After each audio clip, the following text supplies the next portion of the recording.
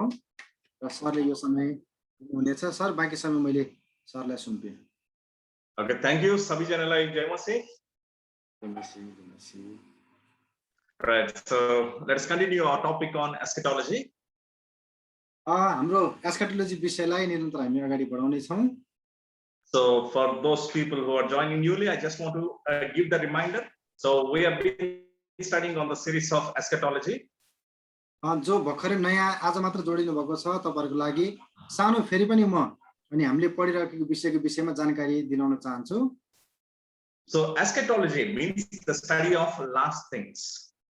अनि हामी चाहिँ एस्काटोलोजी भन्ने विषयमा पढिराखेका छौं र एस्काटोलोजी भनेको चाहिँ अन्त्यको विषयको अध्ययन हो, अन्त्यको दिनको विषयको अध्ययन हो। So we all know that we are in the last days. अनि हामी सबैजनालाई राम्रोसँग जानकारी छ हामी चाहिँ अन्तिम समयहरुमा छौं, अन्तिम दिनमा छौं। Even if you see in the New Testament writers, even the apostles mentioned that we are in the last days. अनि जब हामी नयाँ करारको बाइबलका वचनहरुलाई हेर्दछौं अनि त्यो बेलाको चेलाहरु जसले पत्रहरु लेखेर छोडे हाम्रो लागि उनीहरुले पनि अनि हामी अन्त्यको समयमा छौं भन्नु भएको थियो। So if 2000 years before they thought it is last days, then 2000 years later, now how much more last we are in?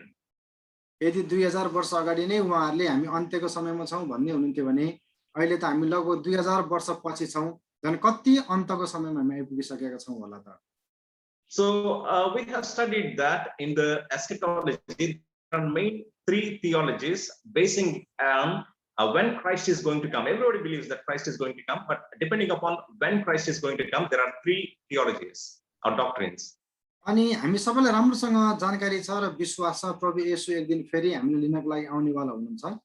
तर येशू हामीले लिन आउने विषयमा तीन प्रकारका थियोलोजीहरु छन्, जुन तीन प्रकारका थियोलोजी चाहिँ अनि उहाँहरुको सिद्धान्त र उहाँहरुको विश्वासमा भर पर्छ र त्यसमध्ये हामी कुन चाहिँ सिद्धान्तलाई विश्वास गर्छौं भन्ने कुरा पनि हामी अलिकति हेर्न पनि आवश्यकता हुन्छ।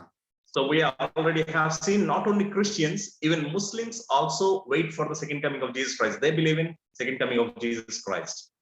अनि हामीले अगाडि सुनिसकेका छौं हामी विश्वासी क्रिश्चियनहरु मात्रै येशूको आगमन हुन्छ भनेर प्रतीक्षा गरिराखेका छैनौं। अचम्मको कुरो मुसलमानहरु पनि येशूको आगमन हुन्छ भनेर उनीहरु पनि जानकारी लिएर प्रतीक्षा गरिराखेका छन्। There is no confusion about the second coming of Jesus Christ. It is sure Christ is going to come. Everybody believes that. अनि येशू ख्रीष्टको दोस्रो आगमन हुन्छ हुँदैन भन्ने विषयमा कुनै दुविधा छैन र लिनु पर्दैन किनकि येशू ख्रीष्ट अवश्य पनि आउनेवाला हुनुहुन्छ। A Bible also teaches about the millennial kingdom or the 1000 years kingdom.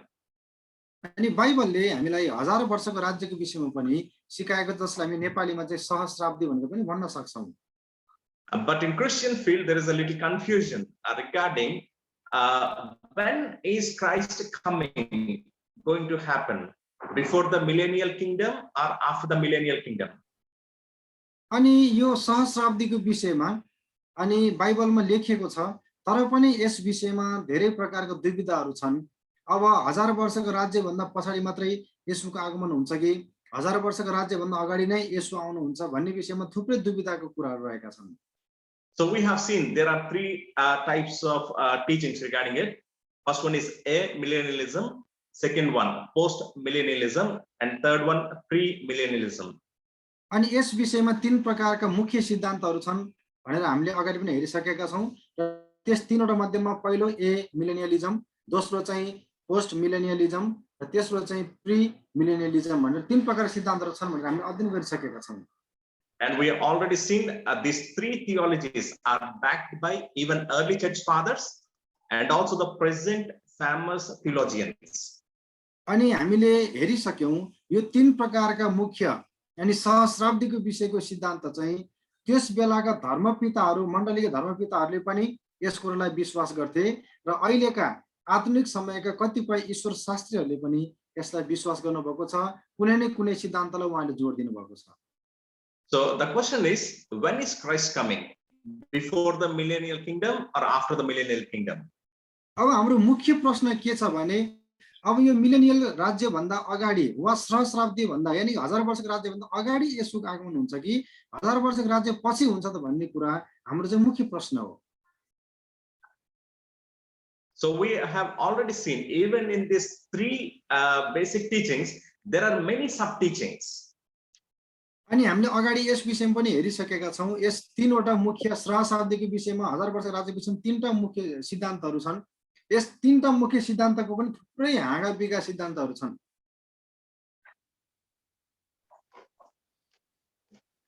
Okay, so and I have also Yeah. Continue, sir. Yeah, Please I have continue. informed that my personal belief is on the pre-millennial kingdom, and in the pre-millennial kingdom, the subdivision is called as dispensational pre-millennialism. अनि मैले अगाडि नै यहाँहरुलाई भने मेरो व्यक्तिगत विश्वास चाहिँ अनि प्री मिलेनियलिजममा छ र त्यसमा पनि डिस्पेन्सेसनलमा मेरो विश्वास, यानी कि उहाँले अझ भन्न खोज्नु भएको चाहिँ म चाहिँ 1000 वर्षको राज्य सुरु हुनुभन्दा अगाडि नै येशूको आगमन हुन्छ भन्ने विश्वास गर्दछु भन्ने कुरो उहाँले भन्नुभएको। And more than 60% of the Christians believe in this pre-millennialism. अनि लगभग यस विश्वको 60% भन्दा बढी अनि क्रिश्चियनहरुले चाहिँ अनि यो प्री मिलेनियलिजमलाई विश्वास गर्नुहुन्छ। Right, so in the dispensational pre-millennialism, we believe that in the last days tribulations will come, and then suddenly rapture will happen. अनि वास्तवमा मेरो विश्वासको कुरा र लगभग विश्वका 60% विश्वासीहरूले क्रिश्चियनहरूले विश्वास गर्ने सिद्धान्तलाई म भन्दैछु। अन्त्य आउने छ, अन्त्यको घटनाहरू चिन्हहरू पूरा हुने छ, त्यसपछि अचानक प्रभु येशूको गुप्त आगमन हुने छ र त्यसपछि 1000 वर्षको राज्यको सुरुवात भइसकेपछि दोस्रो आगमन हुनेछ भन्ने कुरालाई हामी हेर्दै छौं। So what signs that Christ has given in Matthew chapter 24 and Mark chapter 13, Luke chapter 21. So all these 12 signs teach about when the rapture is going to happen. अनि प्रभु येशू ख्रीष्टको आगमन कहिले हुन्छ, यानी कि र्याप्चर कहिले हुन्छ त, उहाँको गुप्त आगमन कहिले हुन्छ त, र उहाँको आगमन भन्दा अगाडि के चिन्हहरू पूरा हुन्छन् त भन्ने कुराहरू मत्तीको सुसमाचार 24 अध्यायबाट, लुकाको सुसमाचार 21 अध्यायबाट हामीले चिन्हहरूको विषयमा पनि अध्ययन गरेका छौं, हेरेका छौं। Right. So and also in in Revelation chapter 6 also we see the signs that are going to happen before the rapture. We see them as 7 seals. अनि साथै हामीले प्रकाशको पुस्तक 6 अध्यायबाट पनि प्रभु येशूको गुप्त आगमन भन्दा अगाडि पूरा हुने चिन्हहरू वा घट्ने घटनाहरूको विषयमा हामीले छलफल गरेका छौं। So as I have told, even if it is a Matthew chapter 24 or Mark chapter 13 or Luke chapter 21, all these speak about the same thing, including Revelation chapter 6.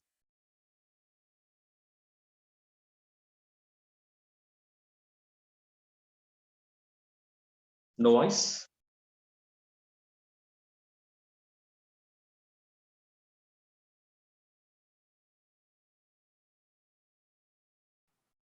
I was muted. Sorry. Mute भएछ मेरो। विशेष गरी हामीले मत्ती सुसमाचार 24 अध्यायबाट, मर्कुसको सुसमाचार 13 अध्यायबाट र लुका सुसमाचार 21 अध्यायबाट अनि येशूको आगमन भन्दा अगाडि पूरा हुनुपर्ने चिन्हहरूको विषयमा अनि हेरिसकेका छौं। And today we are going to compare these signs, these 12 signs in these 3 books, Gospels, and Revelation chapter 6, the 7 seals that we are going to see today. अनि आजको यस पाठमा चाहिँ हामी विशेष गरी यो तीनवटा सुसमाचारमा भएका येशूको आगमन भन्दा अगाडि पूरा हुनुपर्ने चिन्हहरू र प्रकाशको पुस्तक 6 अध्यायमा लेखिएको 7 वटा मोहरहरू यानी कि लाहा छापहरूको घटनाहरूसँग हामी तुलना गरेर आज अध्ययन गर्नेछौं, हेर्नेछौं। Right. So I'm telling about the dispensational premillennial view. So these 12 signs will happen, then rapture will happen. अनि मेरो विश्वास अनुसार र 60% विश्वासीहरूको विश्वास अनुसार कुरा म गर्दै छु, अन्त्यको चिन्हहरू, अन्त्यको समयमा घट्ने चिन्हहरू पूरा हुनेछ, त्यसपछि गुप्त आगमन हुनेछ भन्ने कुरा अनुसार म कुरा गर्दै छु। And in the rapture, the church will be taken to the middle sky, and those who are left over will have tribulation and great tribulation for 7 अनि years. जब येशू ख्रीष्टको गुप्त आगमन हुनेछ त्यसपछि अचानक येशूको गुप्त आगमन भइसकेपछि अनि उठाइ लगिनेछन् कतिपय व्यक्तिहरू र कतिपय व्यक्तिहरू छोडिनेछन् र छोडिएका व्यक्तिहरू चाहिँ अनि 3.5 वर्षको सङ्कटकाल त्यसपछिको 3.5 वर्षको महासङ्कटकालमा उनीहरू पर्नेछन्. And at the end of the 7 years, the beast and the false prophet will cheat many people who are left over on this earth and make them ready to fight with Christ, and they gather in the place called Armageddon to fight against the Lord. अनि 7 वर्षको अन्तमा अनि झुटा अगमवक्ता र त्यो पशुले थुप्रै मानिसहरूलाई परमेश्वरको विरुद्धमा जम्मा गर्नेछन्, विरुद्धमा ल्याउनेछन् र असंख्य मानिसहरूलाई जम्मा गरेर उनीहरूले आर्मागेडन भन्ने ठाउँमा परमेश्वरसँग युद्ध गर्नको लागि उनीहरूले भेला गर्नेछन्. So as mentioned in chapter 19 of Revelation, Christ comes on the white throne along with the saints and destroy everybody through the fire that comes from his nostrils. Everybody were killed. अनि जसरी प्रकाशको पुस्तक 19 अध्यायमा लेखिएको छ त्यसैगरी नै येशू आउनुहुनेछ र उहाँको मुखको तरबारले सबैलाई नाश गर्नुहुनेछ. So then it comes to the chapter 20. Then Christ will establish 1,000 years of kingdom. अनि त्यसपछि 20 अध्यायमा लेखिएको जस्तै प्रभु येशू ख्रीष्टले 1000 वर्षको राज्यलाई सुरुवात गर्नुहुनेछ. So in the 1,000 years kingdom, before reigning, Christ will bind the Satan and keep him in abyss for 1,000 years. अनि 1000 वर्षको राज्य सुरुवात हुनुभन्दा अगाडि अनि परमेश्वरले शैतानलाई अनि बाँधेर राख्नुहुनेछ र 1000 वर्षसम्म उसलाई बाँधेर राख्नुहुनेछ. So at the end of this 1,000 years, Satan will be released for a few little time, and during this little time, again Satan will cheat many people who are called as Gog and Magog to stand against the Christ and to fight against the Christ. अनि 1000 वर्षको अन्तमा केही समयको लागि शैतानलाई छोडिनेछ अनि जुन छोटो समयको अवधिमा नै उसले असंख्य मानिसहरूलाई आफ्नो पक्षमा गर्नेछ, परमेश्वरको विरुद्धमा उठाउनेछ र फेरि एउटा युद्ध हुनेछ जसलाई गोग मागोगको युद्ध भनिन्छ. So Christ comes and the judgment is done. त्यसपछि येशू फेरि आउनुहुनेछ र युद्धलाई जित्नुहुनेछ र त्यसपछि अब अन्तिम न्याय हुनेछ.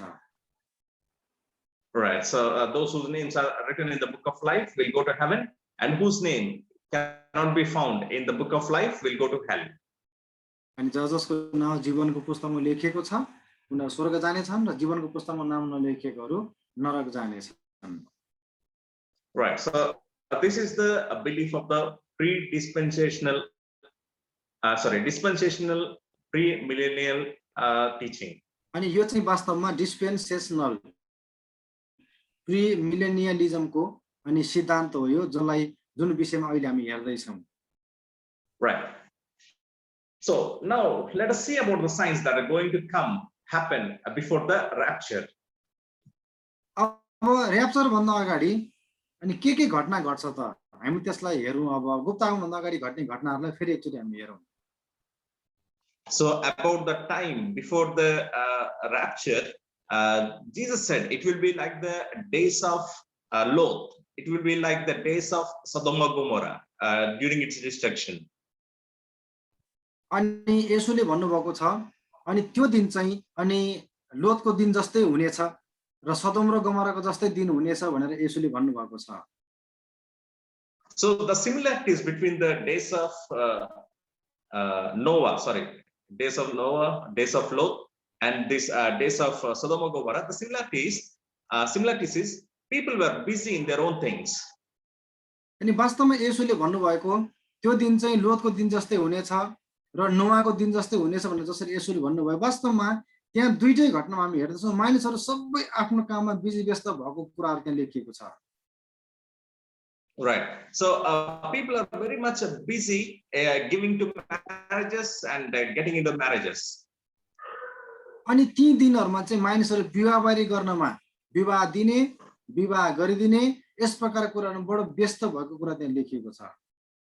And also we can see during those days there are same sex marriages.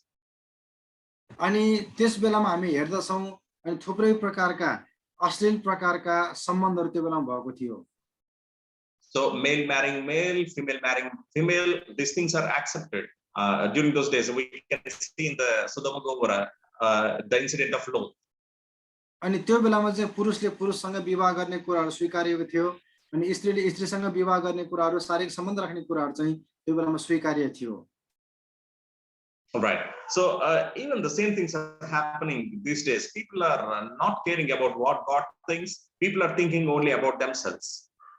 जब हामी अहिलेको संसारमा हेर्दछौँ अहिले पनि ती कुराहरू घटनाहरू भएको हामी देख्दछौँ। मानिसहरूलाई आफ्नो मात्रै वास्ता छ, अरू कसैले के सोच्छन् के भन्छन् भन्ने कुरा वास्ता छैन र परमेश्वरले यसमा के सोच्नुहुन्छ भन्ने कुरा मानिसहरूले आज वास्ता गरेका छैनन्। And also we have seen out of the 12 signs, we have seen in Matthew chapter 24, 10 signs are fulfilled. The 11th sign, preaching the gospel to the ends of the world, it's also fulfilled almost. And the 12th sign, the prophecy of Daniel to be fulfilled, is at remaining. जसरी हामीले मत्ती सुसमाचार 24 अध्यायबाट अनि येशूले भन्नुभएको 12 वटा चिन्हहरूको विषयमा अध्ययन गर्यौं, त्यहाँ हामीले हेरिसक्यौं 10 वटा चिन्ह पूरा भइसक्यो। अब सुसमाचार प्रचारको पूरा चिन्ह र दानियल अगमवक्ताको अगमबाणी पूरा हुनुपर्ने चिन्ह मात्रै बाँकी छ भनेर हेरिसकेका छौं। All right. So Jesus has given us these signs. So let us try to compare what is in the Matthew chapter 24 and what is in Revelation chapter 6. अनि येशूले चाहिँ यी चिन्हहरूको विषयमा पहिल्यै भन्नु भइसकेको कारणले गर्दा अब चाहिँ हामी प्रकाशको पुस्तक 6 अध्यायको घटनाहरूसँग जहाँ चाहिँ 7 वटा मोहर घटना छन्, त्यस कुन कुन घटनासँग कुन कुन चिन्हहरू मिल्छ त र एउटै समानान्तर हो त भन्ने कुरा आज हामी तुलना गर्दै अध्ययन गर्नेछौँ। Right. So I don't think we can have question and answers time now. So I just want to tell, remind you, the first sign is the false Christs.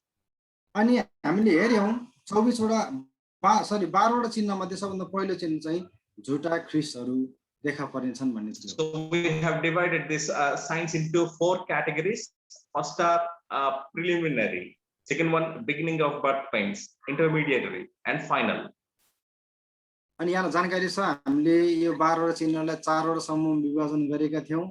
प्रारम्भिक अनि त्यसपछि प्राथमिक सुरुवाती, प्रारम्भिक, सुरुवाती, मध्यम र अन्तिम भनेर हामीले 4 वटा समूहमा विभाजन गरेका थियौं। Okay. So first sign is a false Christ.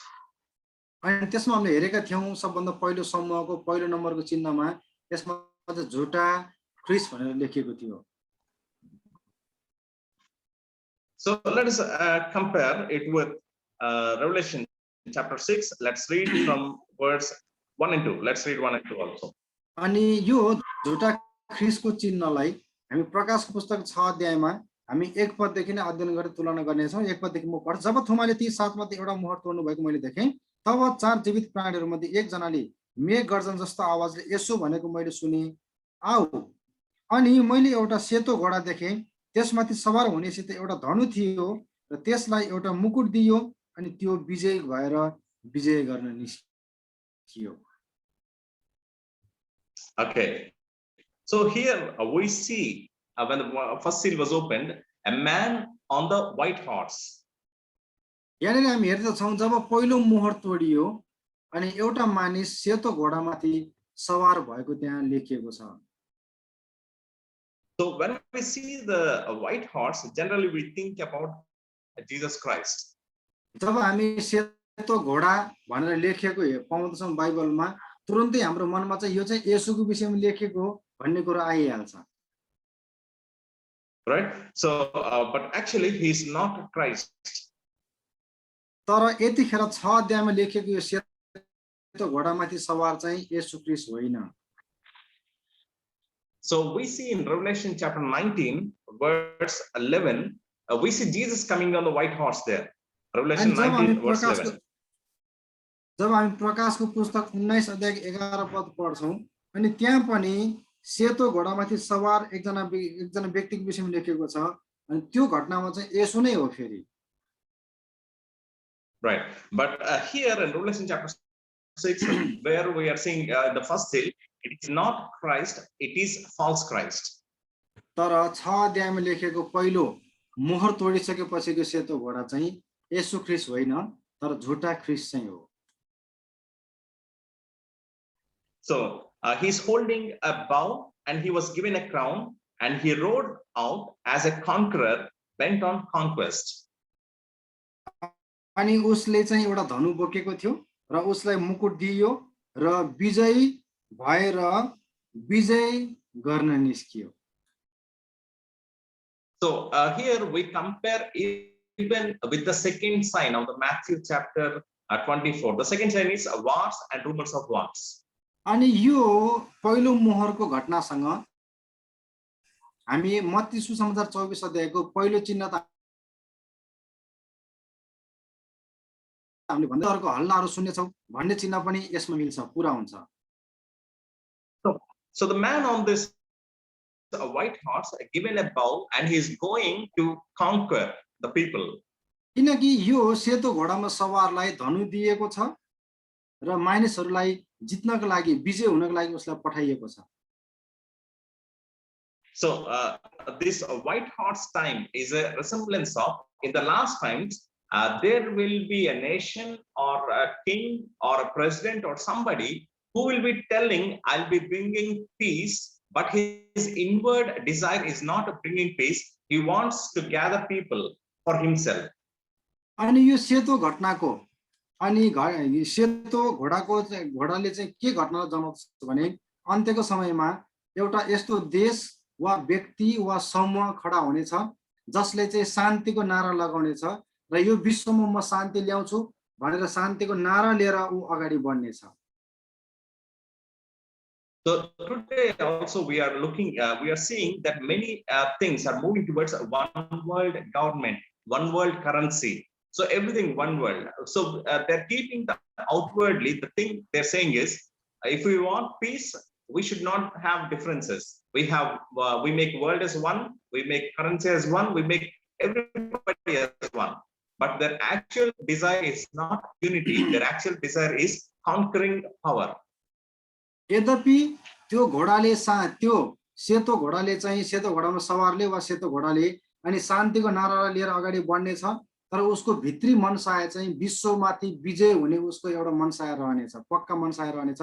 र त्यसैगरी नै अनि जब हामी हेर्दछौं अहिले पनि अनि विश्व शान्तिको लागि विभिन्न प्रकारका नाराहरू बाहिर आएका छन् अनि एउटै विश्वको एउटै सेना, विश्वको एउटै धर्म, विश्वको एउटै भाषा, विश्वको एउटै मुद्रा भनेर अहिले पनि नाराहरू आएका छन्। वास्तवमा विश्वमा शान्ति हुन्छ, यसले भिन्नता हुँदैन अनि यसले चाहिँ पक्षपात हुँदैन भनेर उनीहरूले नारा ल्याएको भए तापनि उनीहरूको भित्री मनसाय चाहिँ विश्वमाथि शासन गर्ने नै हो।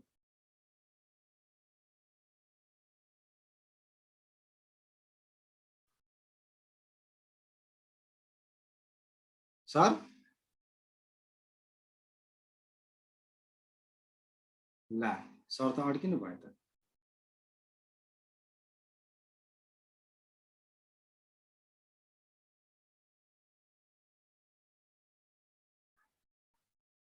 एकछिन धैर्य गरौँला सर, त उहाँको नेटवर्क सायद अलिकति समस्या भयो।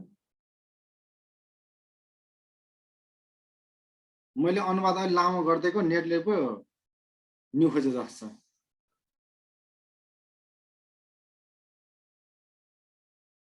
तिमोथी सर केही सूचना छ भने गर्दै गर्नुहोस् न, सर आउनुहुन्छ तुरुन्तै। त्यस्तो केही पनि सूचना छैन। भोलि चाहिँ आइतबार हाम्रो यो जुम संगति बन्द हुन्छ। सोमबार चाहिँ अहिले भरे हाम्रो पास्टर लिनाले सूचना गर्नुहुनेछ सेवापछि।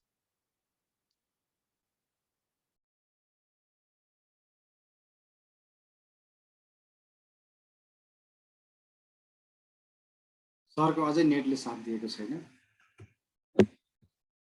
यहाँहरूले अहिलेसम्म जुन जुन कुराहरू सुन्दै हुनुहुन्छ अनि सुन्नुभएको कुराहरूमा केही प्रश्नहरू सोध्नुपर्ने छ भने अन्तिममा सरलाई सोध्न सक्नुहुनेछ। अनि कुनै चाहिँ कुराहरू चाहिँ सोध्नुभएको राम्रो बुझ्नुभएको छैन भने, किनकि हामी अन्त्यको दिनको विषयमा अध्ययन गर्दैछौँ, अन्त्यको दिनको कतिपय कुराहरू स्पष्ट छैन अनि कतिपय बुझ्नुभएको छैन होला, अनि त्यस्तो कुराहरू चाहिँ सोध्नुभएको राम्रो हुन्छ। यसकारणले गर्दा अनि यहाँले प्रश्न राखेर सोध्नु भने राम्रो हुन्छ। अनि कतिजना हामी साधारण विश्वासी मात्रै हुन सक्छौँ, त्यसकारण तपाईहरुले यो कुरा सोध्न सक्नुहुनेछ। हुन्छ सर आउनुभयो, हामी अगाडि बढौँ है त।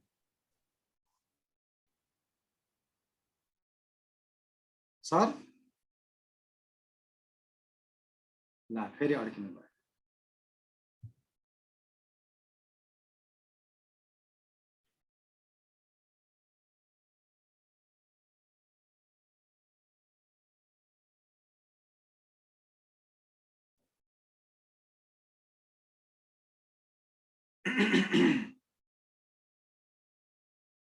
यो ग्यापको बेलामा कसैलाई मनमा केही प्रश्नहरू उठेका छन् भने यसो सम्झिँदै लेख्दै गर्न सक्नुहुन्छ है त। त्यसो भयो भने यहाँलाई पनि सजिलो हुन्छ।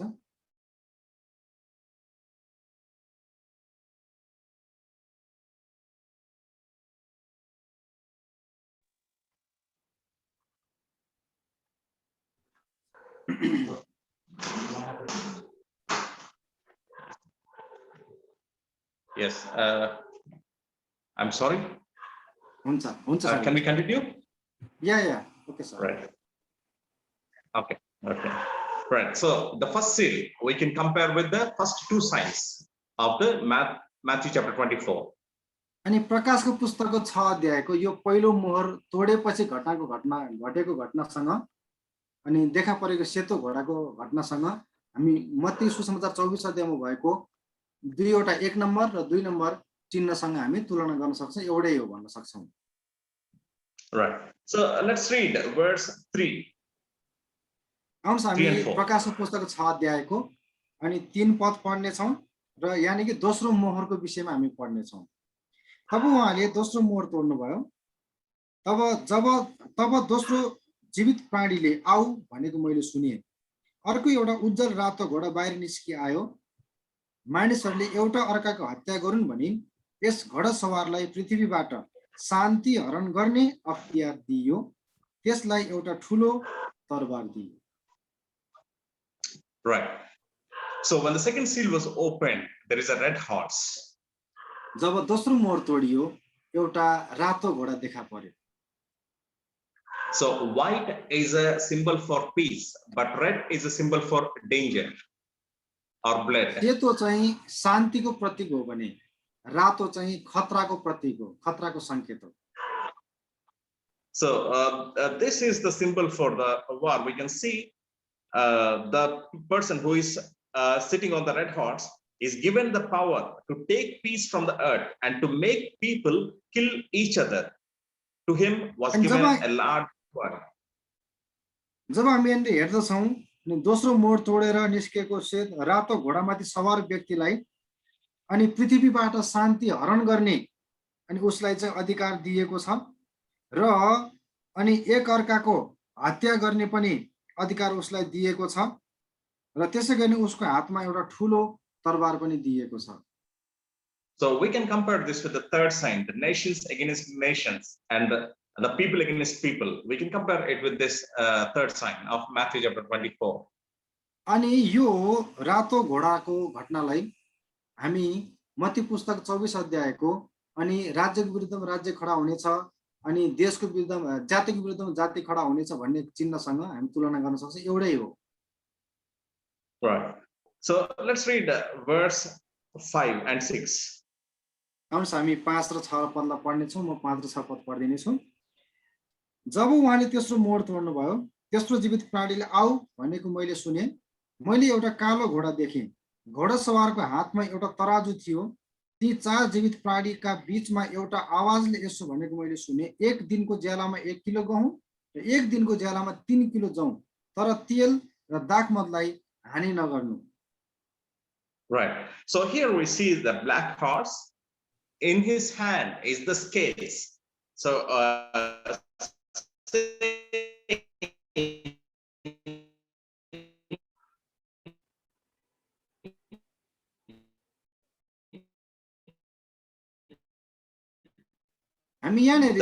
he's telling 2 pounds. So he's telling about the food. जब हामी यहाँ हेर्दछौं तेस्रो मोहर तोडिसकेपछि कालो घोडा देखा परेको छ र कालो घोडामा सवार व्यक्तिको हातमा चाहिँ तराजु छ र त्यहाँनेरि अनि उनीहरूले भनेको कुरा एउटा आवाजले भन्ने कुरा यहाँ लेखेको एक दिनको ज्यालामा 1 किलो गहुँ र एक दिनको ज्यालामा 3 किलो जौ र तेल र दाखमतलाई हानि नगर्नु भन्ने कुरा त्यहाँनेरि आवाज आएको छ।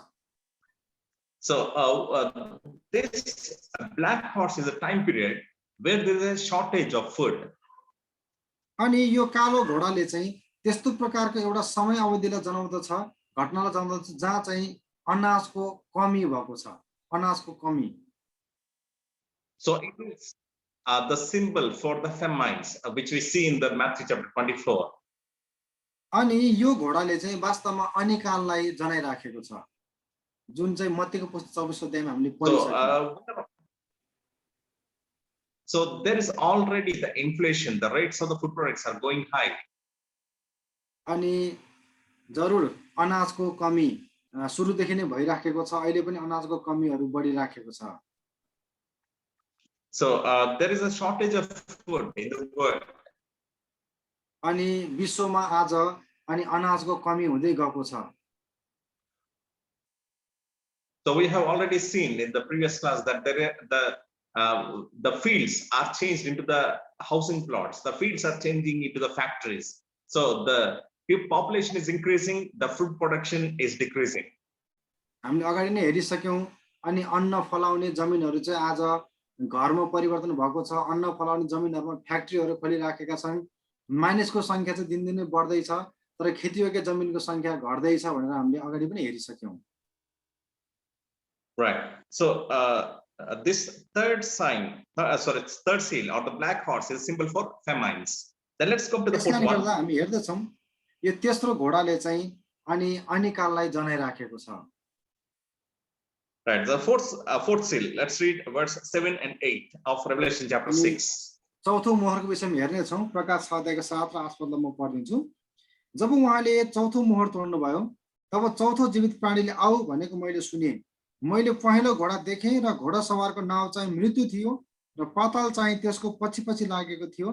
अनि पृथ्वीको चौथाइ भागलाई तरबार, अनिकाल, महामारी र पृथ्वीका जंगली जनावरद्वारा मार्ने अख्तियार तिनीहरूलाई दिएको थियो।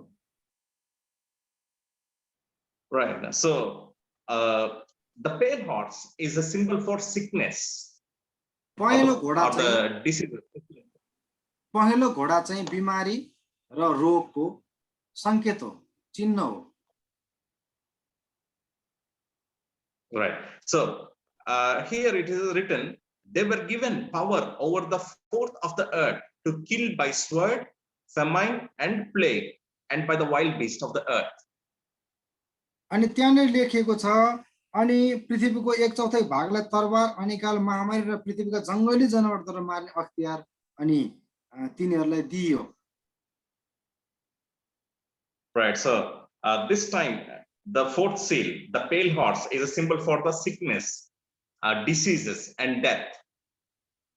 अनि यो चाहिँ रोग, मृत्यु र बिमारीहरूको संकेत हो, चिन्ह हो। Right. So let's come to the next one, fifth seal, verse 9 to verse 11. हामी पाँचौं मोहरको विषयमा हेरौं 9 पददेखि 11 पदसम्म। जब उहाँले पाँचौं मोहर तोड्नु भयो, तब वेदी मुनितिर मैले तिनीहरूका आत्माहरू देखेँ जो परमेश्वरको वचनको निम्ति र तिनीहरूले दिएका गवाईको कारण मारिएका थिए। अनि तिनीहरूले यसो भनेर चर्को स्वरले कराए, हे सर्वशक्तिमान पवित्र र सत्य प्रभु, अझै कहिलेसम्म तपाईले पृथ्वीमा रहेकाहरूको इन्साफ गर्नुहुन्न र हाम्रो रगतको बदला लिनुहुन्न। तिनीहरू प्रत्येकलाई एउटा सेतो पोशाक दियो र तिनीहरूका सहकर्मी र भाइहरू पनि तिनीहरू जस्तै मारिएर संख्यामा पुरा नभएसम्म केही बेर विश्राम गर्नु भनी तिनीहरूलाई भनियो। So when the fifth seal is opened, under the altar there are souls who are slain because of the word of God and testimony they maintained. जब पाँचौं मोहर तोडियो, तब अनि वेदीको मुनितिर अनि थुप्रै प्रभुको निम्ति शहीद भएकाहरू अनि प्रभुको निम्ति मर्न परेका व्यक्तिहरूका आत्माहरू देखियो। So we see about the persecutions happening to the Christians. So people being hated, Christians being hated for the sake of Christ. अनि प्रभुको निम्ति घृणा गरिएको अनि सताइएको अनि हत्या गरेको मानिसहरूको विषयमा हामीले मत्तीको सुसमाचारमा हेरेका छौं। So all these persecuted people are waiting for the judgment of God. अनि सबै यस प्रकार प्रभुको निम्ति सतावट भोगेका मानिसहरू अन्तिम न्याय होस् भनेर अहिलेसम्म प्रतीक्षा गरेर बसिराखेका छन्। So they're calling with a loud voice, how long, sovereign Lord, holy and true, until you judge the inhabitants of the earth? अनि उनीहरू चाहिँ ठुलो स्वरमा अनि यहाँनेरि उनीहरू कराएका छन्, पवित्र र सत्य प्रभु अझै कहिलेसम्म हामी पर्खेर बस्ने भनेर कराएका छन् उनीहरू। So there Christ is telling to them, wait for a little more time, because there are some more people who has to be killed for the sake of me. अनि त्यहाँनेरि ख्रिस्टले चाहिँ अझै केही समय प्रतीक्षा गर, जबसम्म भाइहरूको संख्या चाहिँ पुरा हुँदैन, अझै कतिपय भाइहरू मर्न पर्नेछ वा अझै कतिपय क्रिस्चियनहरू चाहिँ मारिनु पर्नेछ भनेर त्यहाँनेरि भन्नुभएको छ। So they were told to wait a little longer until the full number of their fellow servants, their brothers अनि and उनीहरूले चाहिँ sisters, अझै उनीहरू चाहिँ were killed. मारिनेहरूको संख्या अझै पुरा नभएसम्म, Yes, brother. मारिनेहरूको Yeah, संख्या पुरा नभएसम्म प्रतीक्षा गर्नु भन्नुभएको छ येशूले।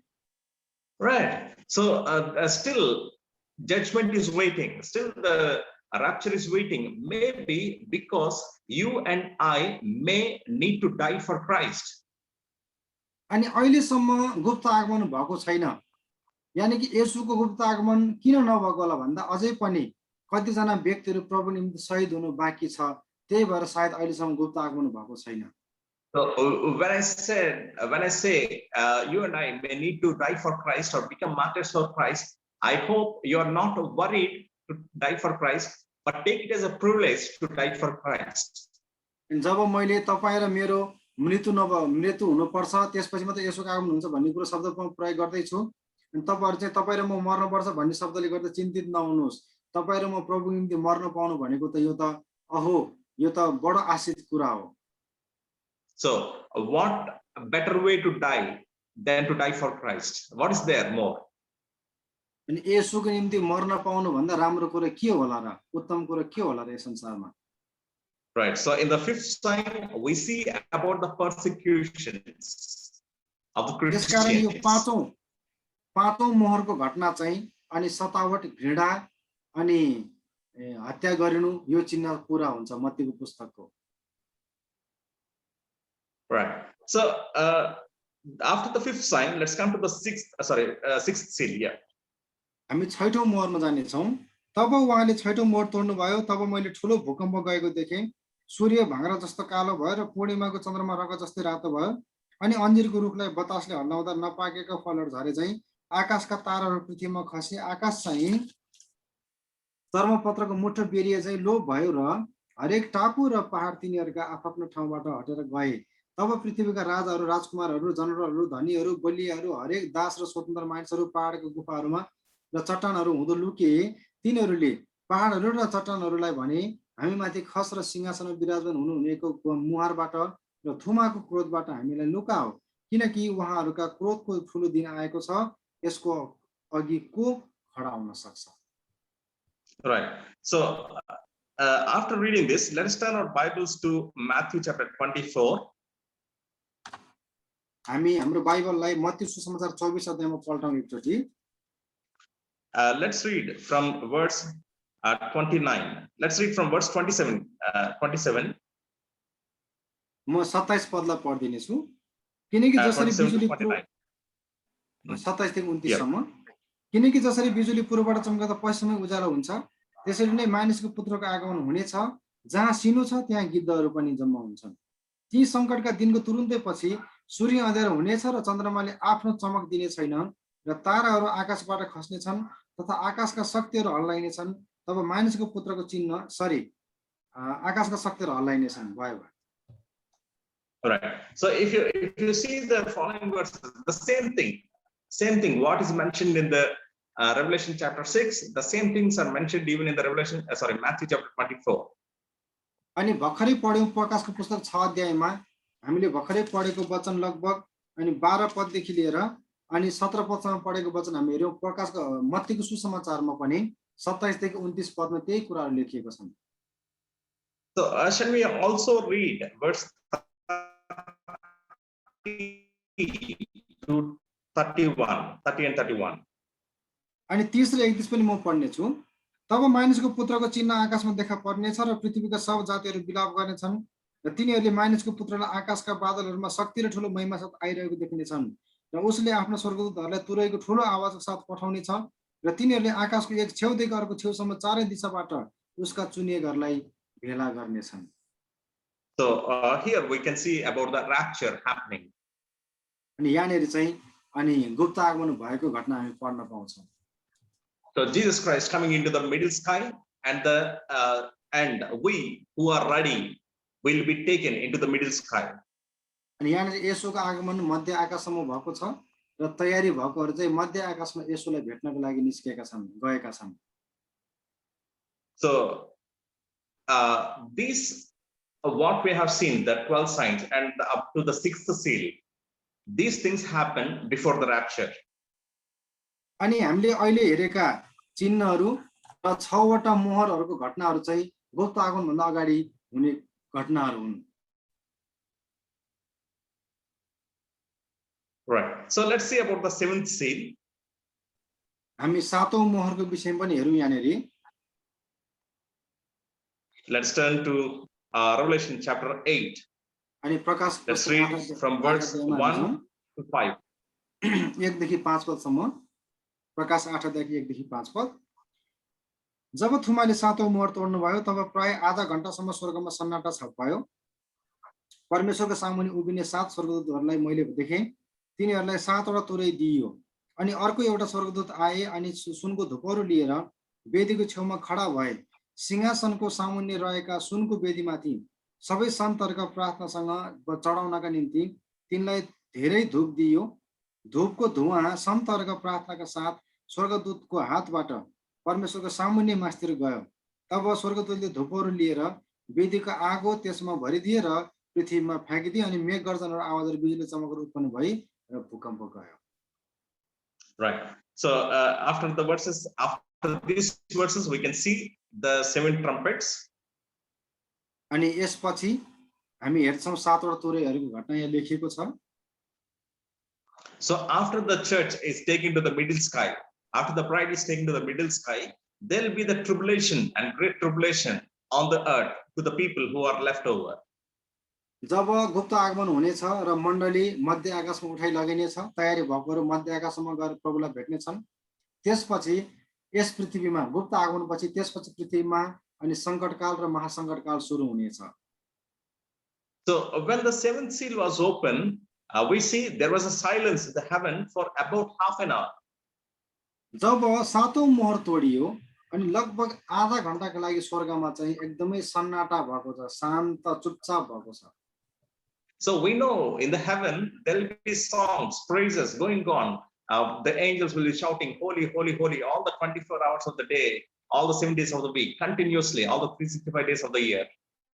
जब हामी बाइबलमा हेर्दछौं अनि स्वर्गमा चाहिँ रात दिन प्रभुको स्तुति प्रशंसा भइरहन्छ भन्ने लेखेको छ। पवित्र पवित्र अनि परमप्रभु परमेश्वर भनेर गाइरहन्छन् भन्ने लेखेको छ। अनि उनीहरु चाहिँ दिनको 24 घण्टा हप्ताको 7 दिन र वर्षको 365 दिन नै प्रभुको स्तुति गाइरहन्छन् भन्ने लेखेको छ। Maybe for the first time in the history, the heaven became silent for half an hour. अनि यो चाहिँ अनौठो कुरा हो। अनि इतिहासमा पहिलो पटक स्वर्गमा चाहिँ आधा घण्टाको लागि एकदमै सन्नाटा छाएको छ। So the reason why there is a silence in heaven for half an hour is not mentioned, but maybe because angels were stunned by the anger in the face of God. अनि किन स्वर्गमा आधा घण्टासम्म सन्नाटा छ भन्ने कुरा स्पष्ट छैन, तर हुन सक्छ परमेश्वरको त्यो क्रोधलाई जुन अब पृथ्वीमा बर्सनेवाला छ, त्यो क्रोधमय अनुहारलाई देखेर सायद स्वर्गदूतहरु आधा घण्टासम्म चुपचाप बसेको हुनुपर्छ, सन्नाटा छाएको। So we don't expect God to be angry, and we don't expect God to send tribulation and great tribulation. But maybe I'm thinking maybe angels were stunned by the wrath of God and they became silent for half an hour. अनि परमेश्वर चाहिँ त्यसरी क्रोधित बन्नुहुन्छ अचानक, वा परमेश्वरको क्रोधित अनुहार देखेर अनि स्वर्गदूतहरु चाहिँ चुपचाप बसेको भनेर हामीले अनुमान मात्रै हो, तर यस्तै हो भन्न सकिन्नौ।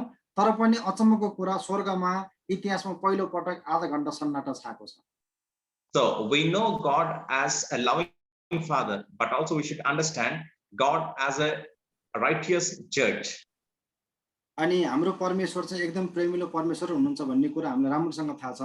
तर हाम्रो परमेश्वर एकदमै अनि धर्मी न्यायाधीश पनि हुनुहुन्छ भन्ने कुरा पनि हामीले बुझ्नुपर्छ।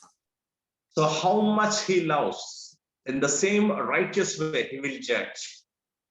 जति बढी परमेश्वरले हामीलाई प्रेम गर्नुहुन्छ त्यति नै एकदमै निष्पक्ष न्याय पनि उहाँले गर्नुहुनेछ। So we always see one side of God as a loving father, but we fail to see God other side as a righteous judge.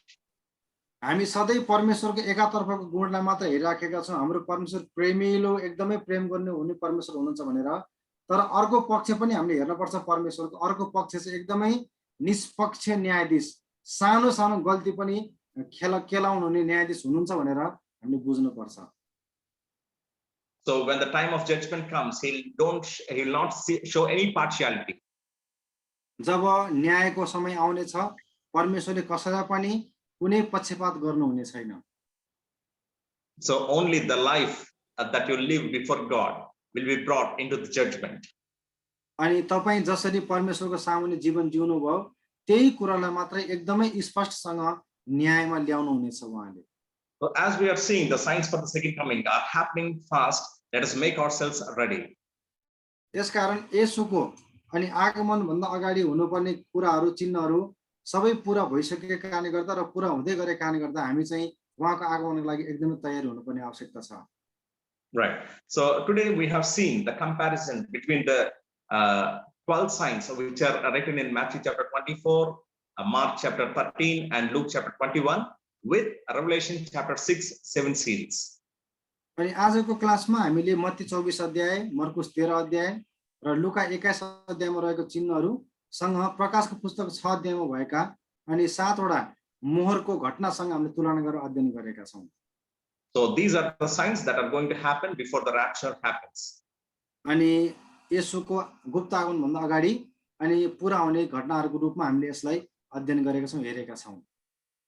So as clever children of God, let us not ignore these signs. As we see these signs happening, let us prepare ourselves for the second coming. अनि हामी प्रभु परमेश्वरका बुद्धिमान छोराछोरीहरू भएको कारणले गर्दा हामीले यी कुराहरूलाई तुच्छ नठानौं, अवहेलना नगरौं, तर यी चिन्हहरू पूरा हुँदै गएको देखेका कारणले गर्दा हामी एकदमै अझै तयारी भएर बसौं। So may God, the Holy Spirit, lead us into such life. अनि परमेश्वर र पवित्र आत्माले हामीलाई त्यस्तै तयारीको जीवनमा हुनुको लागि सहायता गरून्। Thank you very much, and let's pray. And I request prayer brother to close with prayer. हुन्छ, यो समय अनि सबैलाई धन्यवाद दिँदै अनि हामी प्रार्थना गरेर यसलाई छुट्ने छौं र आउनुहोस् म छोटो प्रार्थना गर्छु। सरले मलाई भन्नुभयो त्यसकारण छोटो प्रार्थना गरेर हामी अगाडि बढ्ने छौं।